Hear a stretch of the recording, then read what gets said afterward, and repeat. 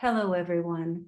I'm Dr. Barbara Pickett, and I have the distinct pleasure today to welcome the Bone Coach, Kevin Ellis, known better as the Bone Coach. He is an integrative health coach, and we're again very honored to have him today speak to us about bone health in the context of Parkinson's. Um, Kevin has a unique three-step process and fantastic coaching program called the Stronger Bone Solution. Kevin, could you say a few words about your journey? I sure can. And thank you so much, Barbara. I'll start by saying this is such an important topic. Parkinson's is such an important topic. It's close to me personally. My mother has Parkinson's. And, also just being in the bone health space and the osteoporosis space and helping a lot of people over the years build stronger bones. There is a connection, and I know we're going to talk about that in a second, but we'll start with just my own journey. Most of the time, you're not thinking about a younger male talking to you about your bone health. You're thinking about maybe it's your mother or grandparent, or maybe you specifically have osteoporosis and there's a concern about fractures and injury. And for me, I went down this path because I was diagnosed with osteoporosis right around 30 years old. And I was shocked. And a big reason for that was celiac disease and malabsorbing nutrients for many, many years. And my body still needed the nutrients to execute its daily functions.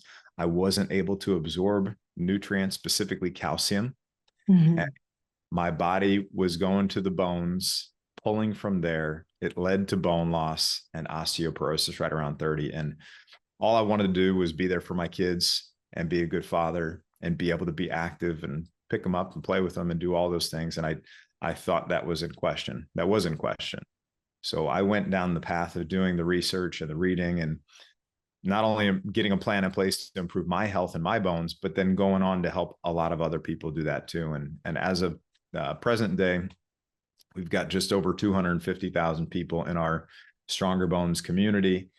And we've had over 10,000 people come through our Stronger Bones programs, credentialed team of top functional medicine practitioners, Harvard PhDs, exercise physiologists that specialize in bone health to specifically help people build stronger bones in these programs. So it's become a real passion of mine.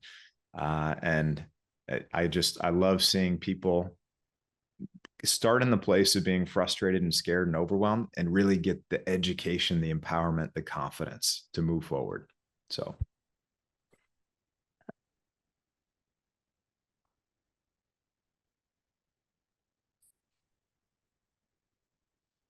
Kevin, I'm interested. Could you tell us a little bit about the connection between Parkinson's and osteoporosis? I sure can. And there is a connection. So if you're listening to this, pay attention, because as I've gone down this path of exploring the connection between Parkinson's and osteoporosis and bone health, it's really fascinating. There are a couple reasons why, if you have Parkinson's or if you're a caregiver for someone who has Parkinson's, you should pay attention to the bones, because Parkinson's can contribute to bone loss in a variety of different ways, and also could increase the risk of falling, which could lead to fractures. So let's talk about the bone loss piece specifically. One of the issues with Parkinson's is that there could be a nutrient absorption issue that comes up. One of the things, there is a medication called levodopa, right? That competes with other proteins in the digestive tract for absorption. So that's one. Proteins are the primary mineral constituent of your bones, or one of them. They're actually the foundational structure of it. So what I would say is that, I don't know if I touched on this, but your bones are a collagen protein matrix with important minerals like calcium and magnesium and all these other ones built in there. So if we have issues with getting these nutrients in and absorbing them, that could then prevent us from having the foundational building blocks for that bone structure. Okay, so that's one potential contributing factor. Another one would be the dopaminergic degeneration that can take place. And so really important is that dopamine receptors are present on bone cells, and a decrease in dopamine signaling, as we see in Parkinson's, that can negatively affect bone strength. And with dopaminergic degeneration, what can happen is it can accelerate what's called osteoclast which is that's where it increases the activity of the cells that are breaking down bone. And it can also suppress bone formation.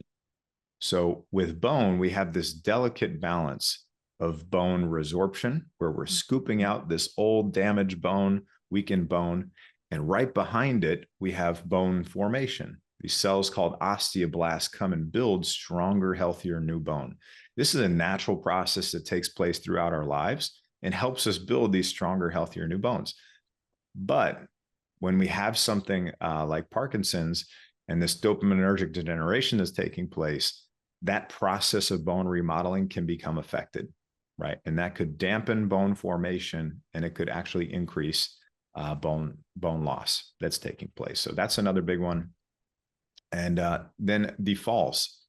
So falls are one of the, when someone has osteoporosis or issues with their bone health, falls are the greatest contributing factor to fractures, right? And fractures can be, I know there's a lot of fear for people around fractures. I will say they don't have to be your fate.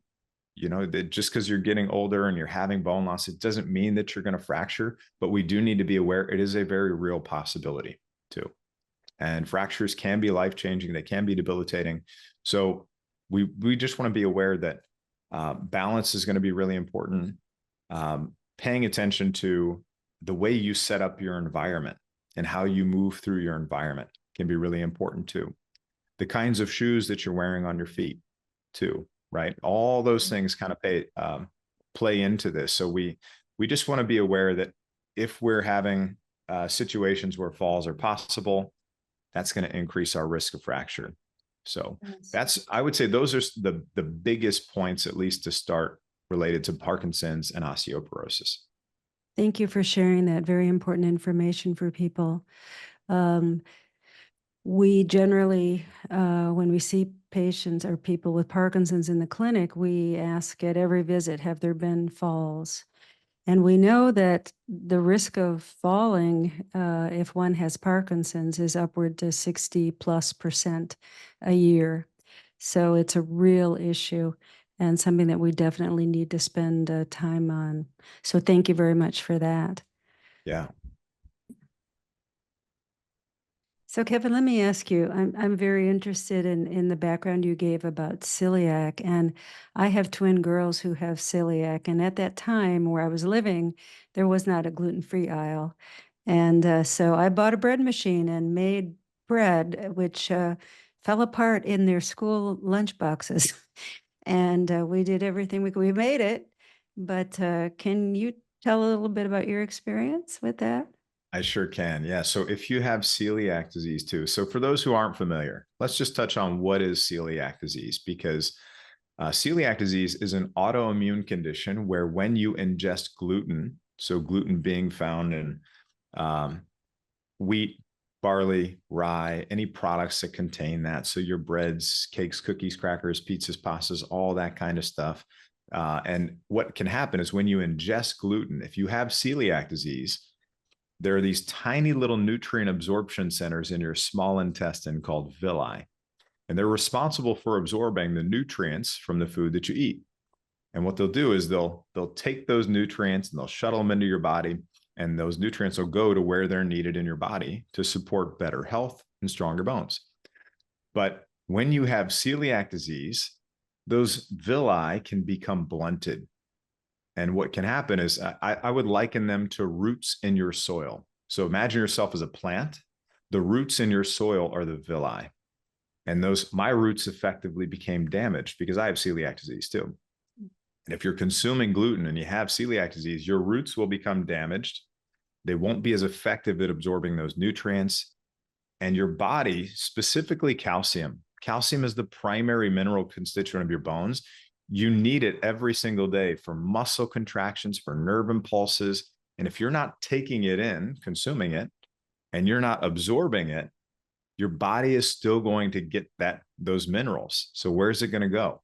It's going to go right to the bones. It's going to not just selectively pluck out that calcium, it's going to tear down that whole bone matrix structure too. So the protein, the minerals, the calcium that'll come with it. So you just have to be aware if you have long-standing chronic digestive issues, if you have celiac disease, those are risk factors for bone loss because of that nutrient absorption piece. That's one big component of it. And I understand intimately the challenges with having celiac and going out to restaurants and all of that stuff. And I've come to a point where I don't feel deprived actually at all. And I know that can be really hard though for someone when they're first starting out. Mm-hmm. And it just takes this a mental reframe of, you know, accepting that the things that you get to eat are still a blessing too. I mean, you can make, just because you don't get to eat a gluten-y pizza or a gluten-y whatever doesn't mean that you can't really enjoy food. I mean, you can go and make a great meal that includes none of those things, that's healthy, that has whole foods in it, that's still really rewarding. And there are plenty of places out there that have recipes, you know, that you can look up that are based around that too. So that are super. Thank you so much. Thank you for educating our viewers. Yeah, very important. And we're discovering it more and more. So yeah, that's thank you for sharing.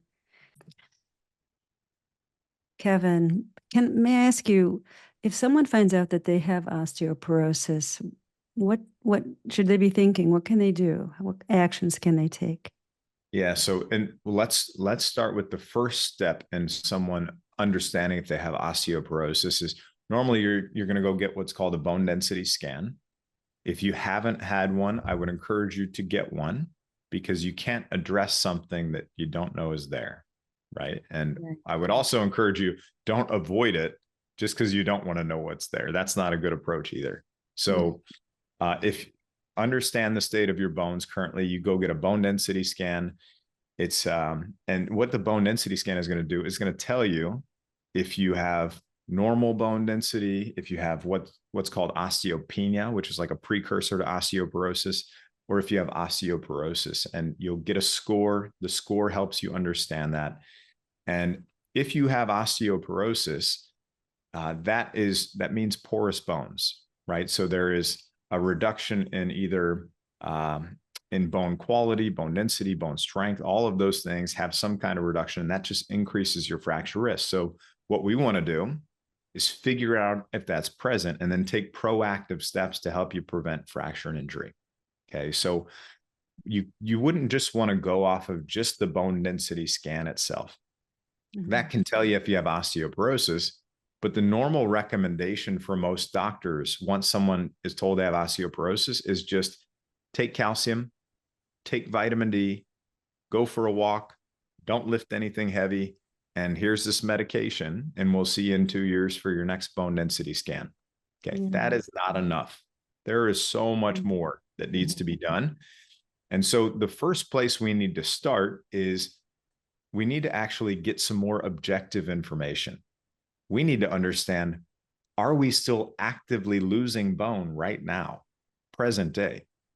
Because a single DEXA scan, single bone density scan, that's not going to tell you that. Unless you have multiple bone density scans over multiple periods of time, you need more than just those data points. So I always encourage people to get what are called bone turnover markers, the CTX and the P1NP. Those are blood tests that look at the activity level of cells that are breaking down and building up bone. And if that activity level is elevated or even really high, that can be an indicator of active bone loss and a root cause issue that needs to be addressed. So serum CTX, that is the most sensitive marker for bone resorption. P1NP is the most sensitive marker for bone formation. So you can look those up, Google them. There are different sites that you can go to that actually have them. There's one called OsteoIQ that you can go to that offers this as a service. But you can find these things called bone turnover markers, and they will help you understand the state of your bones right now, present day. So now we've got some real-time data, which can be really helpful. Then what we want to do is we want to understand if there are any causes and contributors to that bone loss if we have it, right? So if we identify that let's say your serum CTX is really high and there's an indicator of active bone loss. Now we need to figure out what's causing it. So then we'll go down the path of exploring different tests or possible contributing factors, and then we'll go target those things, right? And then we'll retest the CTX to see if that comes down. Were we able to bring bone resorption down? And now we're making these objective decisions and seeing meaningful improvements in these leading indicators, these markers that we can see early on. Okay, so that's kind of where we need to start, is addressing underlying issues. Then we would get into the diet, the digestion, the absorption part.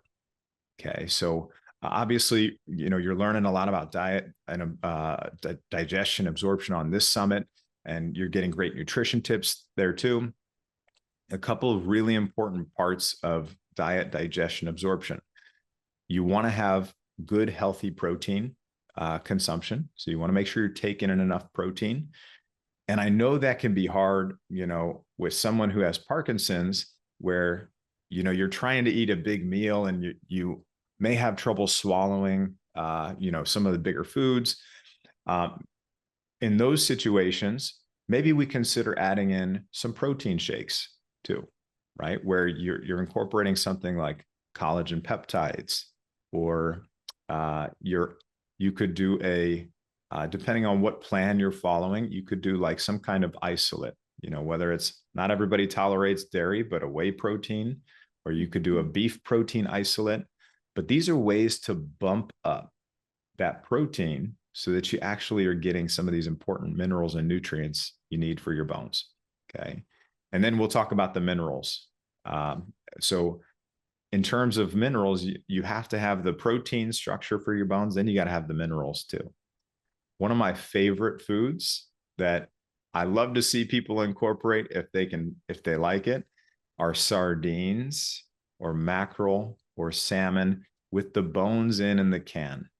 And you want to get like a BPA-free can. You make sure the bones are in there, and they're not hard bones that are going to hurt your mouth. They're really soft. And the reason I like these is they have protein. They have omega-3s, which are dampeners of inflammation. And they have all the minerals in the right ratios that nature put them in, right there in one place. So you can also, to make those taste good, we have recipes over on our site for how to make sardines taste good, and at bonecoach.com. But in terms of how you would do it for the sardines in a can, you could take something like a Primal Kitchen dressing. It's an avocado oil-based dressing, and drizzle a little bit on there, and that can actually make it taste really good. Okay, so I'm just giving some tactical tips here, because sometimes we stay a little too high level and people are like, how does this apply to my daily life? And I think that could be really helpful. So, and then one other important nutrient I want to talk about is vitamin C. Okay, vitamin C is very important for maintaining and developing a healthy skeleton.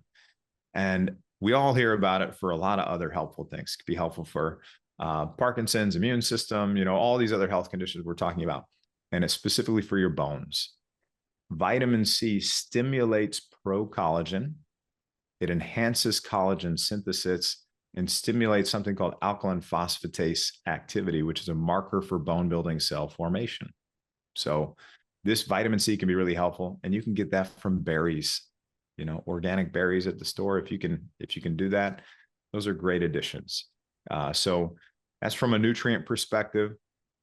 And then let's shift to one of the last bigger buckets. There are other important things under there, but for the sake of time, we'll go to the last bucket, which would be build, right? So in build, what we do is we focus on stress reduction. Barbara, I know you and I were talking about this right before the interview. We're talking about how important stress is in this whole picture of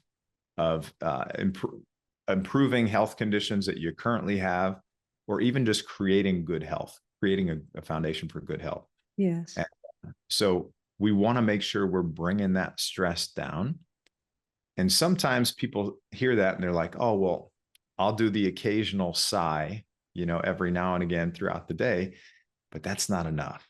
we need to cultivate this with some intention, Mm. and we need to develop a practice, set aside some time, maybe even just 5 minutes, and even if you're the person that says, oh, well, I don't do meditation. My brain, I can't focus. I can't just sit still for that period of time.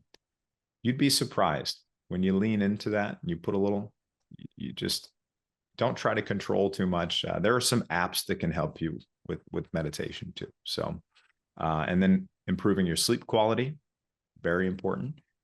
And then exercise. And I know that, well, for exercise, I know for Parkinson's, the concern here is, the impaired motor function and movement and different areas.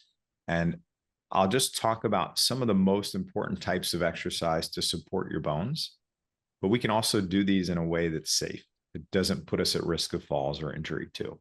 So we want to have weight bearing exercise, and we want to have strength training and resistance exercise. So with weight bearing, these are exercises where you're doing them on your feet, right? Your body and your bones, they work against gravity to keep you upright. You're placing a good, healthy stress on the bones. So this is where you've got walking and jogging and hiking and gardening, all those kinds of things. Or it could be yoga, Pilates, Tai Chi, Qigong. All of those are weight bearing too, right? So we can incorporate those. So we want to make sure we're doing those. We also want to incorporate strength training and resistance training. Now, if it's intimidating to you to, you probably aren't going to be loading up a big bar with a lot of weight, and putting it on your back, especially if we've got Parkinson's too. That may not be the right approach for you. But what we could do is we could make some adjustments and use resistance bands, variable resistance bands, much lower risk of injury when you use variable resistance bands. You don't have to stack big, heavy weights on a bar, but you can still provide a stimulus that's going to help you build muscle strength. It's going to help you build bone strength too. So there are ways to navigate these things that is going to help you address multiple things at the same time in a safe way. Yes, thank you very much for that. I'm sure our viewers have a lot to take in. And I think in a lot of ways, our pathways are similar in that I had sardines for dinner last night, by I the love it. way. I And love it. That's big, so s- good. big sardine fan. And yeah, stress and Parkinson's is something that I've been passionately interested in and teaching. And you brought another dimension to it. Also, we know, and the literature shows that stress can increase symptoms, and stress reduction techniques such as mindfulness, for example, even in those we teach it gently, even in those who feel like I can't meditate, my mind is so busy. We learn to befriend the mind and to Yes. utilize the mind as an ally. So that's one of the goals. So thank you so much for sharing that. Um, is there something in closing you wanted to still share with us today? Yeah. Well, I'll add a couple other things in there. So I love arugula too. Yes, Arugula me is too. a great leafy green, same cruciferous family of vegetables as broccoli and kale. But what I like about arugula is it's a low oxalate green, Mhm. and As opposed to oxalates. spinach. Yeah. Yeah, oxalates are an anti-nutrient that can bind up bone healthy nutrients. Spinach is very high in oxalates. Mhm. Some people that have chronic digestive issues too, or if you've got a lot of joint pain or things like that, you may have issues with oxalate. So finding ways to reduce that can be helpful. So when you swap spinach for arugula, you still get some leafy greens, but that's a low oxalate version of it. So and arugula is just so easy. You can drizzle it with a little olive oil and Raspberry vinegar. something like that. Yeah, and it's just an easy side salad, or you can saute it in a pan with a little bit of oil or butter. So that can be a great addition. I Yes, really like that wonderful. one. And then, yeah, if you would have told me when I used to be in the Marine Corps, and if you would have told me that meditation would be one of the most important practices in my life today, 15 years ago, 20 years ago, I wouldn't have believed you. Mhm. Um, I I used to say I could never do this, right? Yeah, But one of those. yes, I really was. And I've Yeah. converted for Okay. sure. Yeah. Interesting. Yeah. And I love it now. I couldn't see my life without it. So, Yeah. and you don't, it doesn't have to consume all your time. Could just be 5 minutes even, or even Yes. just even a minute or two of just doing some very easy breathing exercises. So I just encourage you to explore that. Yeah, And it's um, if I can interject, it's yeah, a natural quality. It's a human quality to be mindful. And mindful, the word mindful is used often now in our common parlance. But the quality, the characteristic mindfulness, the property mindfulness is a human quality. And it's like learning to play an instrument. The relationship with the mind, it's practice. And it doesn't have to be long. And some people get it quicker than others for and practicing together is fun. So yeah. thank you for and sharing that. and Yeah, there's go ahead. I would just share there are just two things I share with my own clients and people that come through our programs too that I think are really good from a mindset perspective also, because how we view our circumstances and the position that we're in has such an important role in, you know, your future health, your outlook on life. And just I always encourage people to approach things with curiosity instead of expectation. Mhm. And when you do that, disappointment will disappear.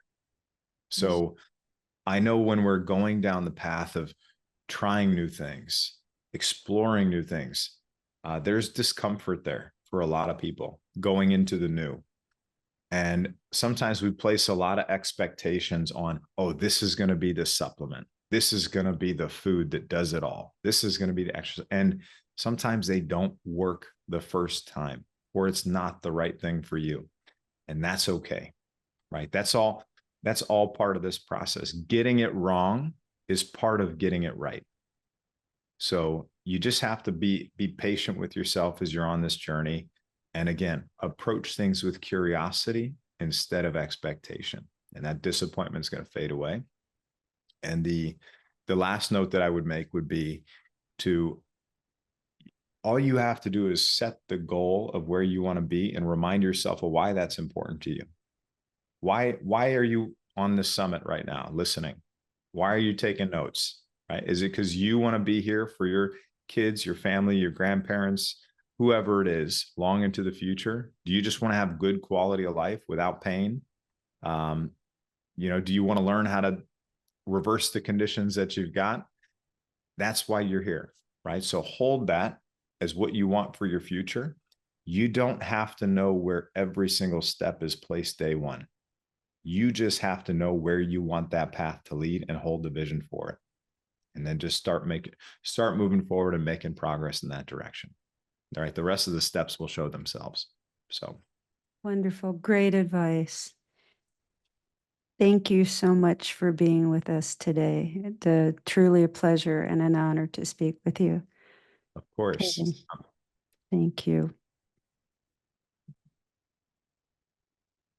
So, Kevin, before we end our conversation today, could you let our viewers know how they can find you? Absolutely. And thank you so much. And, you know, for everybody listening, if you know you need help with building out a stronger bones plan, you can always find us at bonecoach.com. And we've got lots of resources over there. We've got recipes on how to take those sardines and make them taste good. We've got Stronger Bones programs. We got a whole team of people over there to help you on the Stronger Bones side. But you can always find us at bonecoach.com. You can also find us on a podcast that Barbara will be on very soon at some point in the future. And we will also, you can find, that's the Bone Coach podcast. And then you can find us on all the social channels at Bone Coach or at Bone Coach Kevin, but bonecoach.com is the best place. So Wonderful. Kevin, thank you so much for being with us today and hope to see you soon. thanks, Barbara. Bye-bye. Thanks, everybody.